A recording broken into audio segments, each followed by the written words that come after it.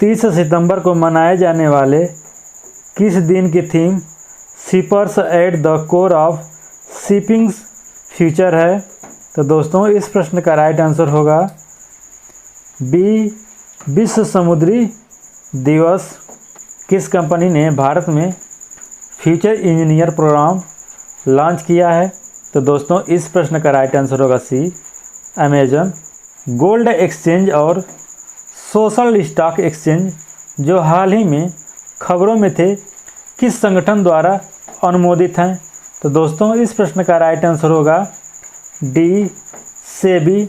भारत ने किस वर्ष तक रेबीज को खत्म करने के लिए कुत्ते की मध्यस्थता वाले रेबीज उन्मूलन के लिए राष्ट्रीय योजना का अनावरण किया है? तो दोस्तों इस प्रश्न का राइट आंसर होगा ए, 2030। इंडियन बैंक की पूर्व एमडी और सीईओ पद्मजा चंद्रू को किस संगठन का नया एमडी और सीईओ नियुक्त किया गया है?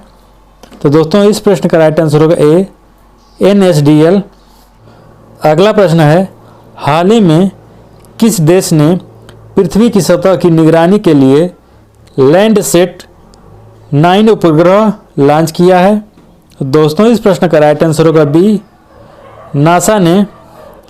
किस राज्य के कांग्रेस पार्टी के अध्यक्ष नवजोत सिंह सिद्धू ने अपने पद से इस्तीफा दे दिया है? तो दोस्तों इस प्रश्न का राइट आंसर होगा सी, पंजाब। हमारा अगला प्रश्न है, किस राज्य सरकार ने राज्य में लगे गुटखा पान मसाला पर लगे प्रतिबंध को सितंबर 2022 तक के लिए बढ़ा दिया गया है? तो दोस्तों इस प्रश्न का राइट आंसर होगा सी, हरियाणा। अखिल भारतीय संघ के नए अध्यक्ष कौन बने हैं? तो दोस्तों इस प्रश्न का राइट आंसर होगा ए, सी के रंगनाथन।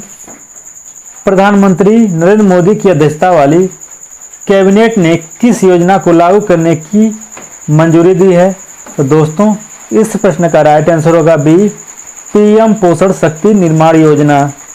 पीएम पोषण शक्ति निर्माण योजना। हाल ही में भारत के एनबीए ब्रांड एम्बेसडर के रूप में किसे नियुक्त किया गया है? तो दोस्तों इस प्रश्न का राइट आंसर होगा डी, रणवीर सिंह को। एनबीए का फुल फॉर्म होगा नेशनल बास्केटबॉल एसोसिएशन। अगला प्रश्न है, हाल ही में किस देश ने अपने पूर्वी तट से हवासोंग 8 नामक एक नई विकसित हाइपरसोनिक मिसाइल का सफल परीक्षण किया है? तो दोस्तों इस प्रश्न का राइट आंसर होगा ए, उत्तर कोरिया ने। भारत में किस संस्थान ने कार्निया प्रत्यारोपण का पहला विकल्प विकसित किया है? तो दोस्तों इस प्रश्न का राइट आंसर होगा ए, आईआईटी हैदराबाद। हाल ही में खबरों में रहा लूसी मिशन किस अंतरिक्ष एजेंसी से जुड़ा है? तो दोस्तों इस प्रश्न का राइट आंसर होगा बी, नासा से।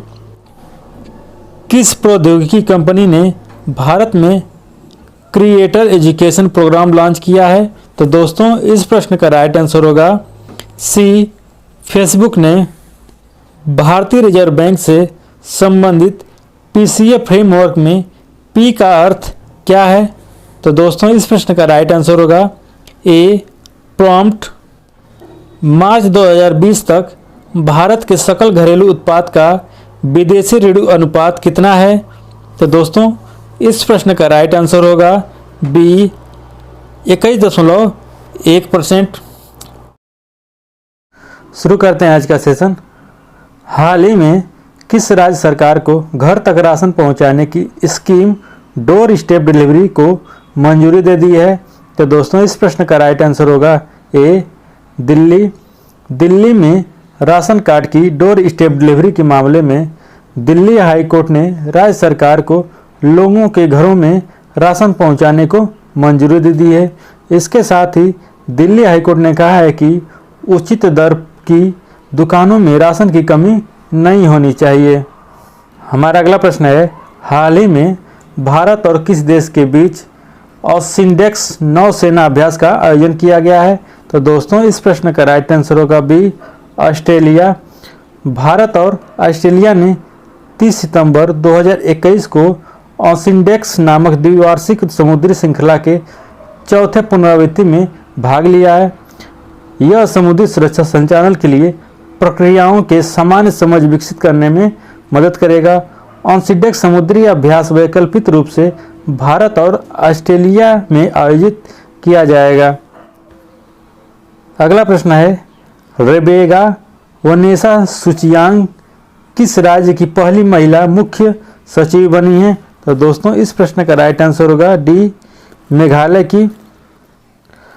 प्रधानमंत्री नरेंद्र मोदी 2 अक्टूबर को किस मिशन को लॉन्च किए हैं? तो दोस्तों इस प्रश्न का राइट आंसर होगा सी, स्वच्छ भारत मिशन अर्बन 2.0। इस योजना के तहत देश में 500 शहरों में वेस्ट मैनेजमेंट को मजबूत करना, पीने के पानी की सुविधा को बेहतर करने का काम किया जाएगा।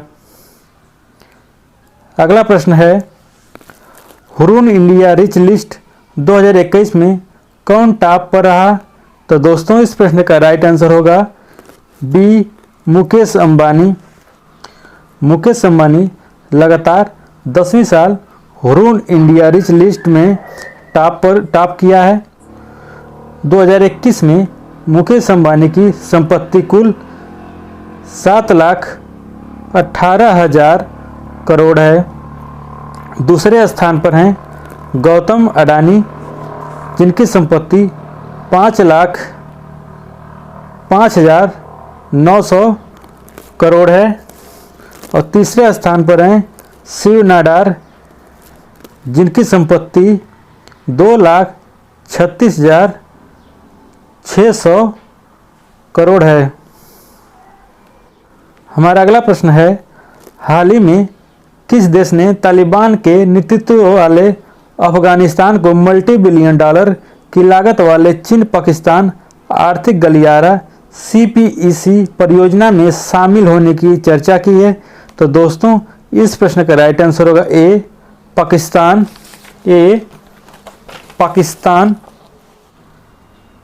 चीन पाकिस्तान आर्थिक गलियारा CPEC पाकिस्तान और चीन के बीच एक द्विपक्षीय परियोजना है।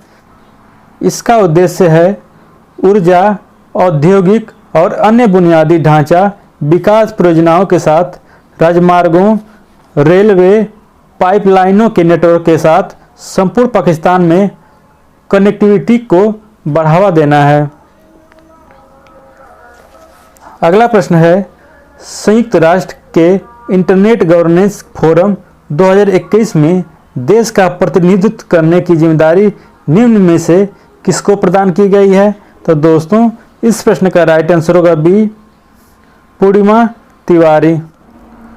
16वीं वार्षिक UN इंटरनेट गवर्नेंस फोरम बैठक का आयोजन पोलैंड सरकार की अध्यक्षता में 6 से 10 सितंबर तक केटोवाइस में किया जाएगा।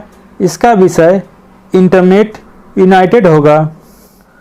पूर्णिमा तिवारी 29 एम्बेसडर में से एक हैं, जिन्हें 193 देश के आवेदकों में चुना गया है।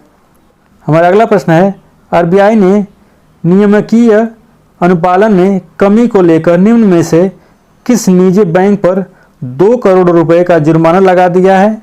तो दोस्तों इस प्रश्न का राइट आंसर होगा डी, RBL बैंक। भारतीय रिजर्व बैंक RBI ने निजी क्षेत्र के ऋणदाता RBL पर नियामकीय अनुपालन में खामियां तथा बैंकिंग नियमन अधिनियम के प्रावधानों का अनुपालन नहीं करने पर 2 करोड़ रुपए का जुर्माना लगाया है। RBL बैंक के निरीक्षण के बाद RBI ने कुछ नियामकीय निर्देशों का तथा बैंकिंग नियमन अधिनियम का अनुपालन नहीं करने का मुद्दा उठाया है।